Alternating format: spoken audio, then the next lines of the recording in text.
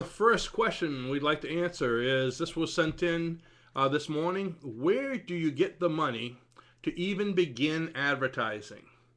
Do you take out a small business loan? Very good question. Do you take out a small business loan?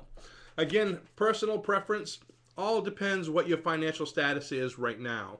Obviously, if you're able to take out a small business loan, before you did something like that, I would definitely make a marketing plan so you know exactly where your money's going to go, and so you can kind of get an idea of the return on investment. You don't want to just take out a loan and go out and just throw an advertisement everywhere because you throw it away and you don't know where it's going.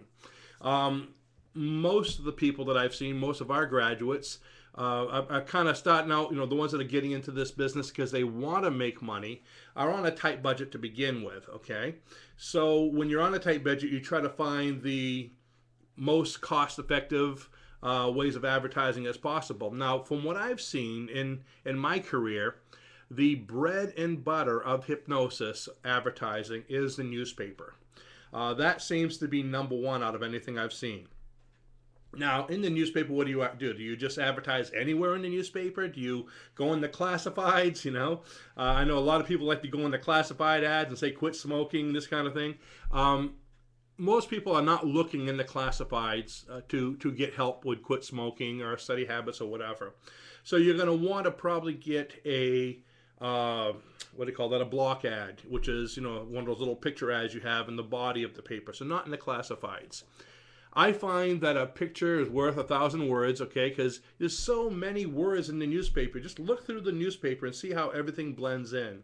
So your first thing before you place an ad is look at the script in the newspaper, how it's written out, and think about what you can do to make it stand out, okay? So if most of the ads are black lettering with white background, maybe you can put, just the opposite. Maybe you can have like a big black dot with white letters inside. Nice thing about a black dot, okay, everybody has a square ad, square ad, square ads. All of a sudden, you bought one or maybe two blocks of space, and don't take up the whole thing. Leave white space around it, but you have this black dot. Stands out really good. And then your white lettering inside. Or a dot with maybe some kind of a picture depicting something. One of my favorite pictures I used to like to put is, for instance, for smoking, I would always have, that circle with the X going, with the line going through it, do not, with a picture of a cigarette behind it. It was actually a broken cigarette with the ashes coming off. So it was a do not smoking sign, do not smoke sign, but the caption on top of the broken cigarette with the circle with the line through it said, quit smoking easily and permanently with hypnosis, and a phone number. Very simple. And that's the thing. You only have a couple seconds to catch somebody's attention. They're looking through this newspaper. There's so many different things. I mean, when you're looking online and you see this advertisement, somebody sends you an email, you read a couple words. So you only have a few seconds to make an impact. That's where the picture comes in. Someone's looking through the newspaper, all of a sudden they see a picture of the broken cigarette with the bar. If they want to quit smoking, they know exactly what it is, and they kind of focus right in on it. Second problem is a lot of people like to put so much ad copy on there in that little square. So they have the whole life history in this little 2 inch by 2 inch square, okay? No one's going to read it. No one, the Gettysburg Address is so important. How many people have read the whole thing, okay? They read the first few lines and they stop. Okay, well, that sounds interesting. But they go around telling everybody they know what it's about, okay? Same thing with advertisement. You want to keep it very brief. So somebody looks at it, they have the idea of what's there, okay? If it's going to a website, that's where you're putting your information. Just get them to go to the website. So what's your call to action? What's the point of the advertisement? To teach them everything, because that's what a brochure is for, or is it to get them to do something? If you want them to call you, get them to go to the number. If you want them to go to your email, then your email is the main thrust. Your web page, then that's the main thrust. That's all you need to do. You don't need to have, I am so and so, been in business for so long. I do this and this, and the whole grocery list of everything you do, and we do it this way and that way. No one's going to read it. So I found quit smoking easily and permanently with hypnosis phone number always worked really well. I like to use that easily and permanently with anything. If it's lose weight easily and permanently with hypnosis. Study habits, or memory retention. what would you put for memory tension? Improve your memory easily and permanently with hypnosis. Maybe a picture of a light bulb in the background or somebody scratching their head.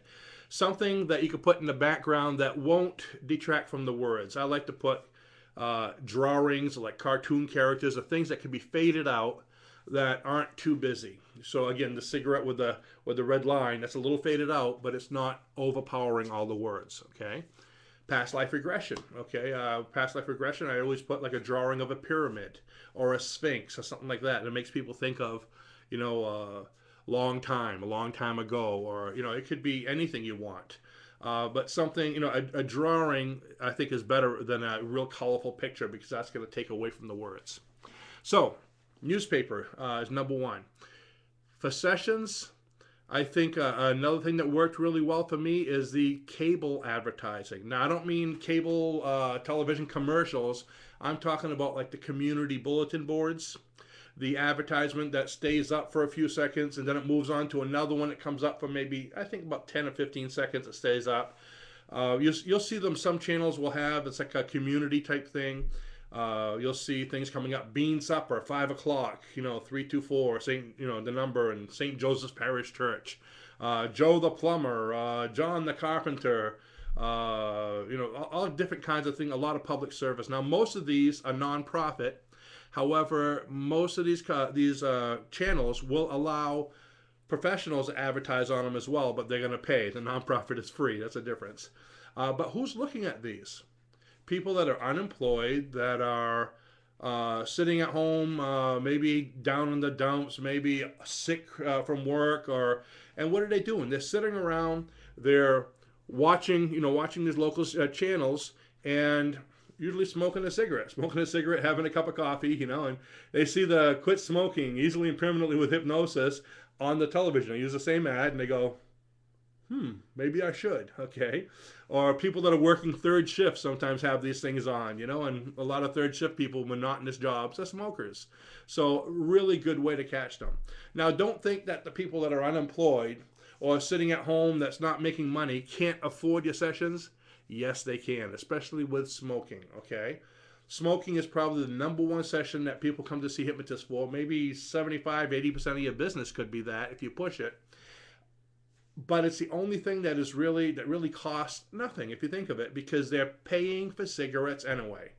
I haven't looked at the cost of cigarettes in a long time, okay, but from last I heard, they're anywhere between $8 and $10 a pack in the Massachusetts, New York area. $10 a pack. Think of that. So how many packs of cigarettes would it take, or how many days of smoking would it take to pay for your session? So if the client really looks at it, you're going to pay for it anyway. If you pay my rate to quit smoking, you're going to be done and you're going to save money and be able to go on vacation, okay? If you don't, you're still paying it in cigarettes, but you're going to continue feeling the way you do. So don't worry. Don't never think that somebody can't afford your cigarette program. They can, because they're spending it anyway. While we're on that point, the more you charge, of course, the better they're going to look at your session. Somebody that charges $200 to quit smoking is going to have more success than someone that charges $50. Because when you're going to quit smoking and you have a craving and you go to pick up that cigarette and you go to light it and you go, ooh, that's a $200 cigarette. They're going to try a little harder, okay? So usually the more they pay, the more commitment they have, because the more it hurts. All right, so you can take out a loan, but if you don't take out a loan, there's a lot of inexpensive ways to advertise. Those display ads aren't really that expensive. The community bulletin board, most of them I've seen are anywhere from $100 to $150 a month, okay? And some towns, those have given me even more business than the newspapers have. If you have those in your town, advertise in them. If you have those in several towns within, let's say, a 50-mile radius, advertise in all of them, okay? The more of those you can get into, the better. So there's a lot of different places you can advertise. Now, those to me are the two most important paid ones. There's a lot of free things you can do for advertising too if you don't have a big budget. One is, and I've spoken about this before, vehicle card pockets. It's a little, kind of like a little container. I don't have anything like that. Almost like I guess my glasses case. A little container that sticks on the side of your car, right on, let's say, above the wheel well of your car, and business cards sit inside of it. And when you park at a restaurant, or a grocery store or wherever you are, There's a little. It comes with a little sign above it with an arrow pointing down saying "Take one." People come up and they grab one of your business cards. What a great way to advertise! First time I've ever seen that was actually we were at a mall in Philadelphia, and I think this lady was advertising Tupperware. I didn't even know what it was, but I saw a sign saying "Take one" on her vehicle. I went up and grabbed one. I said, "What a great marketing idea!" And then I saw what it was. When we were in Philly, I had one guy call for a session one day. He goes, I took a card out of one of these little pocket things you have on one of your vans that was parked at the giant department store or giant grocery store at 4 o'clock in the morning. one morning at 4 o'clock in the morning, we couldn't sleep, so Luca and I took a ride to giant grocery store because that was the only thing that was open. Walked around, did our shopping for the week, and somebody in the parking lot saw it and grabbed one. So those are a great way of doing it. Be careful. The only thing is, if you're in a big city, you stop at a stoplight. People see them. Some people will walk into the street to get that, to get one. You don't want to drive off while their fingers are still in the slot. It could be dangerous. Vehicle card pocket signs. We always found, signs that you could put in the window of your car. Like vinyl lettering, really effective. We had them on the side of our van for many years for the school, for sessions. If you don't want to put lettering on your car because it's a family car and you're not always using it just yourself, you might want to get a magnetic sign and put it on your door where you could take it off. Okay. Someone here on my list said Craigslist. If that works for you, I've advertised in Craigslist many times with hypnosis. Never got any response personally. Most of those places, people are looking for cheap things, free things, maybe pets, ride share, this kind of thing here. But for professional services, you want to up your game more than Craigslist a little bit, okay? That's why I say newspapers is the number one. That's where you tend to look for things like that. Of course, depending on how big your area is, one of the main places you need to advertise is online. If you don't have a web page, get one. If you do have one, keep on pushing it and advertising it, building names, making videos. Videos work wonderful. YouTube videos, you've probably all seen some of my YouTube videos. Those give you quite a following. I have people signing into the site every day, and of course when they register it says, where did you see us? And I see YouTube quite often. Facebook, okay, right over here I have actually a couple people right here on this list that are chatting back and forth with us that I know from Facebook. So there's Facebook, there's LinkedIn. Okay, I've got quite a following on LinkedIn. It's amazing the business people that are on there. They see what you do, they start asking you questions. So there's a lot of social media type places you want to check into. But don't make the mistake of making all free advertising. Okay, you want to do some paid advertising. So let's see. This is also covering the second question. What are some creative advertising ideas on a small budget? That's the second question we have, and I think we've covered some of those. Other creative small advertising budget ideas. One of my favorite ones, especially if you're doing a home office or let's say a business just with hypnosis sessions. Okay, this isn't so good for instructors because instructors, we advertise a lot further. My office is more or less the country, and we even have people from other countries coming. But for sessions, since your clients are coming within the local area, usually within a 50 or 60 mile radius, press releases. Okay, press releases are vital. If you haven't done press releases yet, do them. What is a press release? Well, every day the newspaper puts in its advertisement and all the different things they're doing, and they always have some space left over, and they fill in that empty space with press releases, and people are constantly sending things in. And you should do that too. Constantly send. Don't just send a press release once to all the newspapers. Be the squeaky wheel that gets the grease. You keep on sending it, keep on sending it. Who knows? They might run it 3 times in a row. Now, a press release, you have to write it yourself and send it to the newspaper.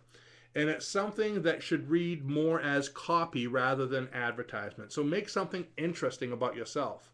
What do they like to run things about? Well, if you just started an office, okay, local boy, local girl starts hypnosis office, they want to see those things. If you write a book, local, in my case, local boy writes a book on this or on that. So they want to see these things because they like to showcase their local people. So Let them know anytime you do anything new, you opened an office, send a press release out to every single newspaper within a 50-mile area. I know for us up here in Bedford, Maine, it's about 15 or 17 different places. Every time I did something newsworthy, I sent a press release out to everyone. Come up with a catchy title. You can make it a little fun, but don't make it a joke. Make it professional, but not really boring. The best way to do it is look at what other advertisements the reporters, or excuse me, what other stories the reporters are writing about, and try to make it similar to theirs. Okay, that gives you a good idea. Always put a picture in if you can. If you have an office and you're changing things, let's say you're getting into metaphysics, put something in there about metaphysics. Come on over and have the best time of your past life. Great title. I'm in deep hypnosis. Got any suggestions as a title? Something like that. People are going to catch their eye and they're going to want to read it. If you're expanding your office, if you're a practitioner and you're becoming an instructor, if you're going to get into groups and do a group hypnosis smoking program somewhere, maybe you decided to do something with the hospital on smoking, or at a local hotel or something like that. Press releases are great. Now, the beauty of press releases, besides just having them run it for you, is I'd say at least maybe 20% of the times I sent out press releases, okay, and somebody ran one. So let's say I sent it out to 16 people, and let's say one place runs it, which is great because it's free, okay. But at least 20, maybe 30% of the times I sent one out, I would get a reporter from one of these papers calling me and saying, "Hey, can we run a feature article on you? We really like what you're talking about or what you're doing." That's awesome. What's a feature article? A feature article is usually in our case, I don't know how it is in the big cities, but up here in Maine, it's usually a full page or half page article, but mine have all been full page write-ups on whatever it is you're doing. I've had them sometimes full page, the front page of the paper. Sometimes it's the front of the business section or the family section, depending on what you're doing and what the paper needs. It's amazing some of the things they'll do. I mean, they'll come right in your house, bring the photographers and take pictures. I've had it done in Philadelphia. I've had it done here in Maine. And that gives you a lot of press. Believe me, you can't buy the front page of the paper. So if they decide to do that for you, that's wonderful. Up here in Maine, I'd say when I first started doing a lot of press releases, now most of my advertising's online, but when I first started doing it, I was having feature articles run on me at least 3 to 4 times a year. After about 2 or 3 years, it got a little bit less because when reporters called me, they'd remember who I was. "We just did one on you. It's not fair to the other business." So they kind of back off. Well, why were they doing them on me? Because I was always sending out press releases and the other businesses weren't. So go ahead and do that. Anything new, get it out there. Make it newsworthy. Make it something that people are going to want to read that someone in their community is doing. Especially if you're offering something for the community, a fundraiser or something like that. Doing a show for the community. Doing some hypnosis group sessions where the funds or the income, you're giving part of it to the community. They need to know that kind of stuff. So that's some of the free or I guess cheap ways you can advertise on a budget.